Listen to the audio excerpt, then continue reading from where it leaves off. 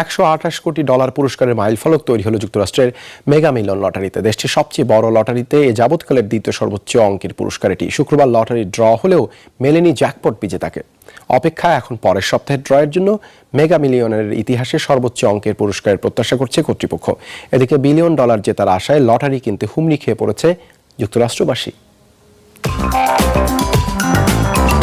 ঘোষণা হচ্ছে যুক্তরাষ্ট্রের সবচেয়ে কাঙ্ক্ষিত লটারি মেগা মিলিয়নের লাকি নম্বর, যে পুরস্কারের দিকে মুখিয়ে গোটা দেশ। তবে এ দফায়ও মিলল না সৌভাগ্যবান সেই বিলিয়নীয় ডলার বিজয়ীকে। গত এপ্রিল থেকে লটারি শুরু হলেও এখনো পর্যন্ত শীর্ষ পুরস্কার অর্থাৎ জ্যাকপট জেতেনি কেউ। তাই 4 মাসে প্রতিটি ড্রয়ের সাথে বাড়তে থাকা পুরস্কারের অর্থের পরিমাণ বেড়ে দাঁড়িয়েছে $128 কোটি, যা মেগা মিলিয়নের ইতিহাসে দ্বিতীয় সর্বোচ্চ পুরস্কার। মেগা মিলিয়ন লটারি চলাকালে আমেরিকার 45টি অঙ্গরাজ্যে পড়ে যায় লটারি কেনার হিড়িক। লাখ লাখ মানুষ লাখো প্রত্যাশা নিয়ে হুমড়ি খেয়ে পড়েন টিকিট কিনতে। লম্বা লাইন পড়ে যায় দোকান, বার, পেট্রোল পাম্পে। টিকিট প্রত্যাশীদের চাপ থাকে অনলাইনেও। এই জায়গাটি আমার জন্য লাকি। এর আগেও বেশ কয়েকবার এখান থেকে টাকা জিতেছি, তাই এখান থেকেই লটারি কিনতে চাচ্ছি।